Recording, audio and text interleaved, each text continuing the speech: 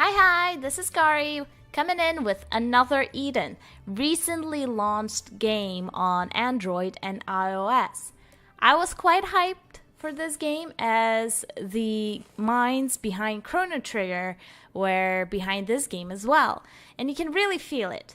It's a solo a JRPG, a true JRPG, and honestly, the only kind of gotcha quote unquote element in it is the ability to summon teammates, but you get so little of the free or quote unquote premium currency that really you don't get to summon a lot of them very frequently.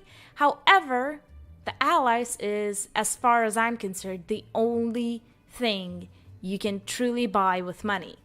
And I haven't summoned yet. There's going to be a summoning at the end of this video of total 10, because it took me a while to get 1,000, which is a total of 10 summons, which is crazy. I've been playing it for a couple days. I didn't get too far. I've been playing it off and on as there were other things going on, but so far I'm really enjoying it. And instead of doing a very in-depth review that I did with Langrisser, I decided to do just play on the go impression, kind of first impression kind of deal, as it's hard to review a game like this. It's not a gotcha in your traditional sense, it's a true RPG, JRPG. I will be running around the game for a couple of minutes, showing you around what's happening and the combat and a little bit of maybe the story. I won't spoil anything. I'm just gonna say that if you aren't used to sitting down and reading a lot of text with just like a little bit of running here and there, it's not gonna be for you. This game is very much targeted to people that do enjoy JRPGs, and it depends. You can get into this quite easily. It's not hard to pick up. The combat is quite easy as well. It's not super duper in depth. There are some things to consider, and it's very graphically adorable as well. So even while there isn't much depth to the combat, in my opinion, it's still very cute to see, and the little elements, the little details really add that charm even to the simplest of things. I'm sorry if you're gonna hear my mouse in the background, it's very loud. But yeah, let's start running around. So there aren't a lot of things happening, so which I like. Sometimes on the map you're gonna see some orange things, which are basically your side quests. I highly suggest doing them. They give great rewards. They even give you some of the premium currency. Like recently I just finished a quest that gave me 50 of the premium currency. It doesn't sound a lot, but it actually is. It's half of a summon. So doing just a side quest that gives you XP, gives you materials, makes you run around the place, it's really integrated well with the gameplay. It doesn't make you feel like you really have to go out of your way to do it. Oh, I clicked on a person. The story itself, TLDR, is basically this guy, Aldo, loses his sister, and I'm not spoiling anything, by the way. This is literally the 5 first minutes of the game. So this guy Aldo loses his sister, and suddenly he starts traveling in time. If you think that's familiar, well, guess who else traveled in time? That's right, the protagonist of Chrono Trigger. Haha.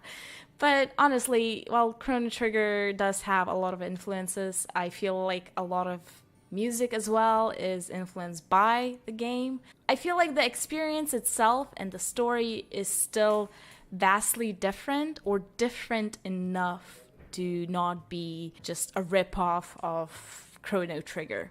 Back to the map, we have this little symbol, which is essentially where you heal. You don't need to pay anything for the heal. You can heal at any time. However, you do have to return to these little heart places, or if you're in the middle of, I don't want to call them dungeons because they're not really dungeons. It's more of a linear progression, which I honestly really enjoy. There's minimal loading times. Everything runs super smoothly. Oh, and those who are interested, I'm running this on Mumu, not Memu. big difference on Mumu. It's a Chinese emulator, however, I found it runs the best for me for most of the games I play. I will leave the download in the description. Then you have this place where you can craft weapons. I'm saying craft very loosely. You do need materials to craft weapons as well as money, which is called Git in this system. You need to collect certain materials for weapons that you want to craft. Why don't we just go in right now and see how it works? Also, by collecting different materials, you essentially sell them and get money. Money is hard to earn from monsters, as they only drop about 50 to increase amounts as you go in further to the game. However, it's just not enough. Defeating 10 monsters, you're gonna have 500 gold. However, for higher items, you'll be needing to defeat a lot more.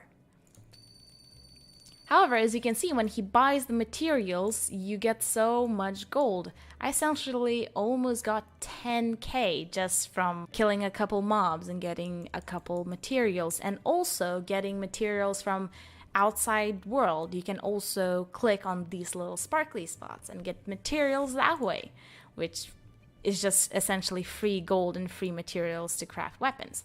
Also, when you discovered new materials, you discover new equipment. As you can see, I discovered metal gloves. I don't have a glove user, but maybe I'll pull one. Yeah, there you go, metal gloves new. You can see there's multiple swords to craft. I crafted this one. I don't have enough materials for this one. I don't have materials for this one either, but this looks interesting. Elemental Reaper. Or Rapier. I don't know how you pronounce that. Huh. As you can see, they all have different stats. It's mostly the higher you go, the better the stats. So there isn't much to think about, at least early game. I'm assuming later game, you will need to think about other stuff, like maybe there's some sort of specific skills or something. I'm not sure, however. For now, it's just a numbers game. I can't really craft anything substantial right now, so I might actually buy this and equip it on Miyu. There we go. Anyways, moving on. The system itself is pretty explanatory, self-explanatory. There isn't much to talk about. There is this cafe bar thingy, but it doesn't really do anything as far as I'm concerned, so I don't know, maybe I'm just missing something. Anyways, let's move out of the town and into the combat. This is essentially, as you can see, very smooth transition. No loading times at all. At least moving from cities to the dungeons, quote unquote. I'm calling them dungeons. They're not really dungeons, but I just don't have a better description on them. There are loading times when you move from zone to zone. So if I say would leave through here, you can see there would be no loading times. However, if there was a little door icon instead of this, there would be a loading time, as it's essentially another kind of zone, like a level down or something like that. But the loading time is so smooth as well, it just doesn't feel like a loading time. Oh, combat. Hooray. Now I can show off the combat. You have your characters. If I had more characters, I would have 2 extra reserve characters. I will show you the stats screen in a minute. Clicking on the character brings up all the skills you have. You can change skills as they get multiple skills by leveling up and having AP points. There is no auto combat as far as I'm aware. There is a speed up button, which I pretty much keep it on all the time. And then there is this repeat button.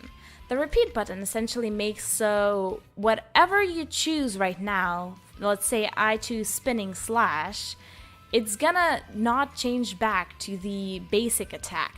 While if I had it off, it would change back to sword swing again, even though I had this selected the previous turn. It would just constantly go back. I have it ticked because most of the times you will use a debuff, change it to something else and want to constantly use the same ability, or let's say use swift cut, which is like pressing down and holding will give you the stats of the attack, which you can see there. So you would select that or that and just want to spam it really. You don't need to reselect it again. Especially when you want to heal, it's very useful because usually I kind of like wait till they're about mid-low, so I would use a couple turns to heal and I don't need to reselect it every time, which is useful, but at the same time it kind of makes me lazy and I might have used a skill that I didn't really want to use. I just forgot to change because I'm just pressing attack button mindlessly. Anyway, let's change all back. There are weaknesses. As you can see, this golem resists to fire. I'm sure he would be weak against something. Yeah, he's weak against rock, which is a earth type, not rock type. Anyways, there we go. And done. Each time you're ready, just press attack. You are able to run from battles, not all battles, however. And let me show you. Let's find an enemy that we would want to run from. Let's say I don't want to deal with these people and I want to run. You can't run, however. As you can see, you're brought back to the beginning. That means if you just wanted to run and just pop back where you were, which was like here, that's not gonna happen. You're gonna have to go all the way back. Now let's talk about this moving thing. We actually walked close to it. We can walk close to it again. This is essentially a boss mob. Now it was red previously, however, as you can see, it's orange now because it says it's a little bit easier for me to kill. However, they are super, super hard. If you see it red, I don't suggest engaging at all because you are unlikely to kill it. I don't know if you are likely to kill the orange of it. Let's actually try it. That will essentially show it off as well. But it's really, really hard. They kind of two-shot you or one-shot you. It's not even like fairly hard. It's just hard. They just kill you instantaneously. As you can see, it's level 27. I'm like level 23 or so. I'm really pushing it. But it was red before, it's orange now. Probably not kill it, but it's just interesting to try. Pretty much half the health of my Miyu. This is kind of crazy and annoying. He's weak to that. We can try it. Also, some enemies actually heal. You can see it says absorb or resist and stuff like that. Yeah, be careful. Oh, wow. Yeah, he focused her again. I didn't think he would do that. Well, at least we will see what happens when you quote-unquote die. Don't worry, there is no real penalty for dying. As far as I'm concerned, there's no durability of weapons, there's no loss of EXP, there's no loss of items. There's really nothing holding you back from just kind of running into an enemy and seeing if you can beat it or not.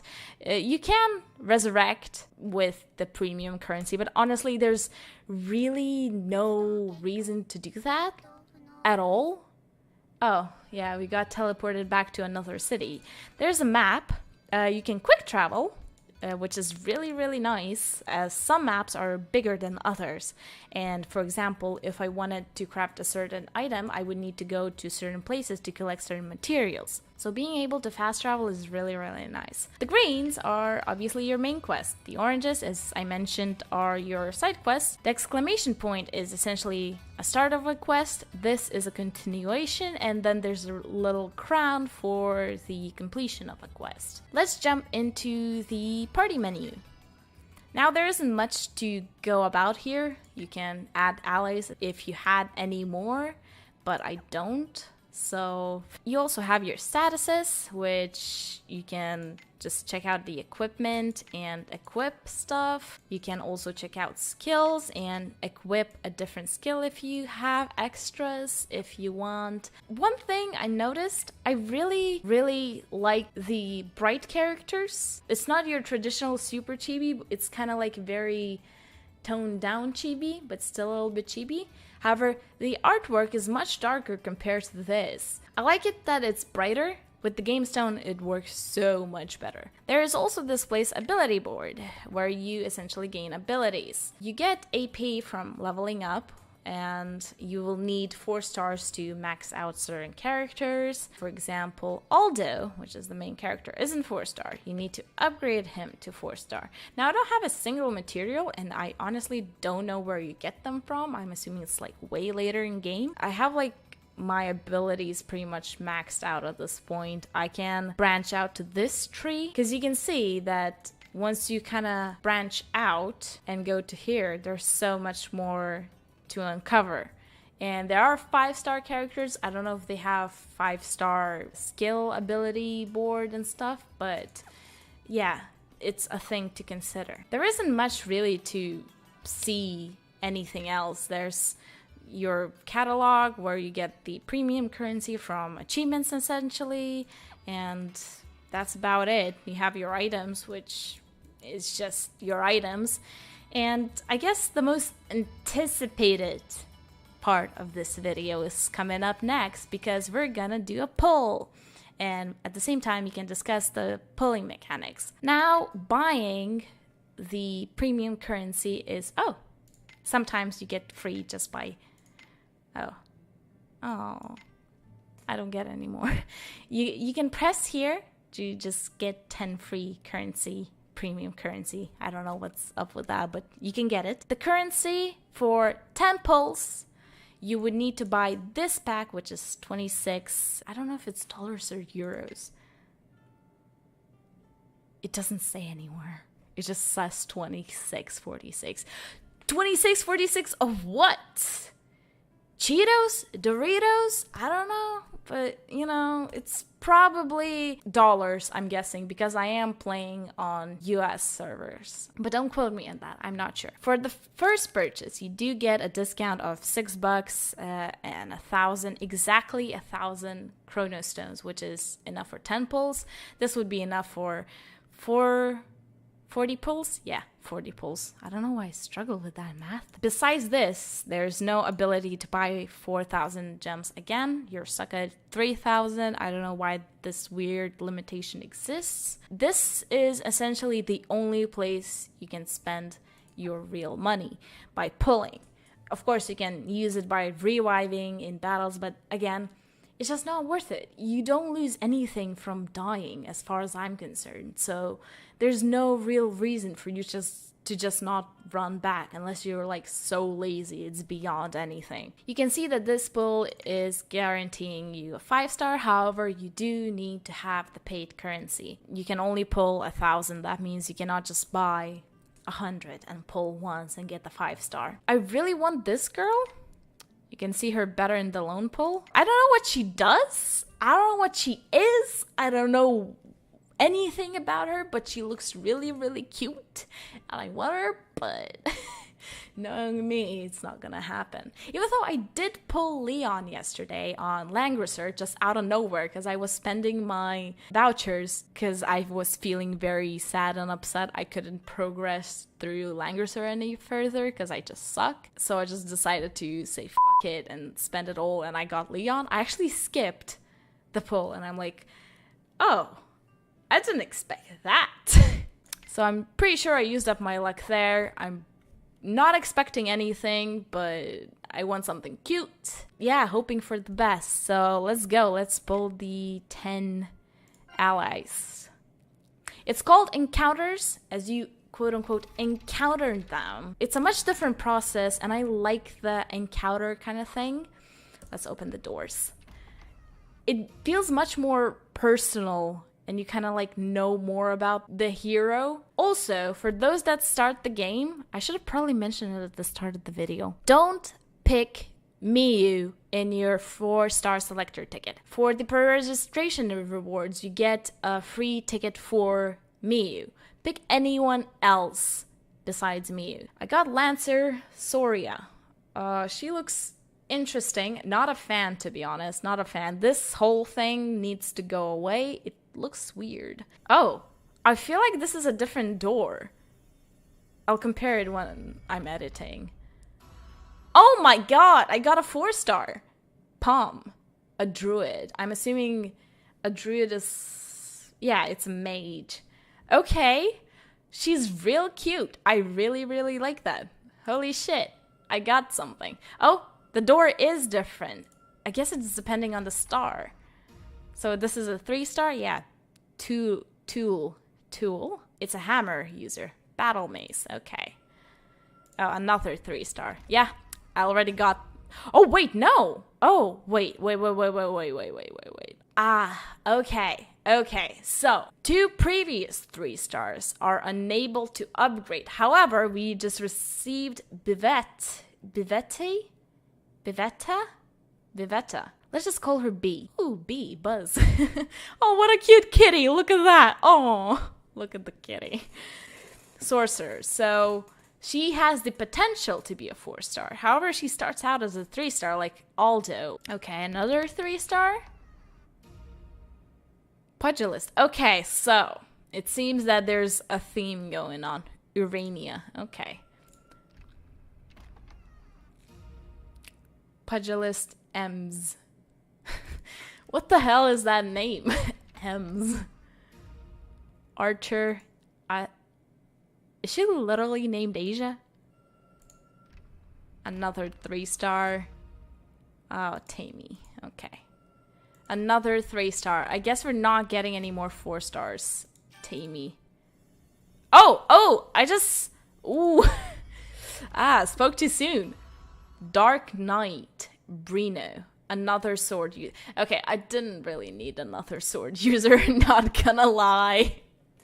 Kinda sucks that I got another sword user. However, I did get Bivette, which I'm super excited, and Pom. It's not that I don't like Brino, is that I don't need another sword user. I already have a 4-star Miyu and Aldo. Keeping all my... That's what I said, when it's a little bit more personal. You get to talk with your characters. It's kind of like Epic 7, where you summon them and they say something about them, but it's kind of like in a separate environment, which I personally enjoy. It's a JRPG. That's what should happen. It's very reminiscent to other ally recruiting kind of games like Octopath, the moment where you try to recruit demons in Shin Megami Tensei series. I think Persona 5 is the recent one that did that. I believe you can do that same thing in the mobile game Liberation or whatever it's called. Yeah, I think that's the most recent one, actually. There is some voice acting. I noticed that if you activate English voices, there is no voice acting. At least I think there isn't. I didn't hear it, but maybe I just didn't encounter the specific situation. I don't know. Anyways, I'll probably skip through this as I don't want to bore you to death. So thank you so much for watching. I hope you really try out this title, even if you're just a total gacha junkie and you don't want to have anything to do with a traditional, like a more traditional JRPG. It's a very fun title and you aren't binded to a certain time frame where you need to consume stamina or you need to arrive for some sort of guild war or so on and so forth. Console experience on your phone. I mean, this game is getting ported to the Switch. At least there are plans to port it to the Switch. So it really tells what kind of game this is. Even if you aren't a big fan of the idea, I still encourage you to try it. I should tell you, there are censorships, at least to what I heard. I don't care, honestly. I understand from the business standpoint, it's just a better decision overall. Getting a game rated T or M gets you much less clicks because of people having safe searches on, parental controls, and so on and so forth. I get it. At the same time, a lot of people seem to dislike it. That's fine. However, I do still encourage it. The art, in my opinion, is much, much better in the censored version because theme is kept throughout. You don't even feel the difference most of the times. If you really don't like it, well, that's just sad. I'm sorry you don't like it. Honestly, I think that's about everything I have to say about this game. I hope you really try it out and tell me what you think if you do try it out, or even if you don't, maybe you have some sort of other reason to not try it out. Anyways, I hope I'll see you again. Thanks for watching. Bye bye now.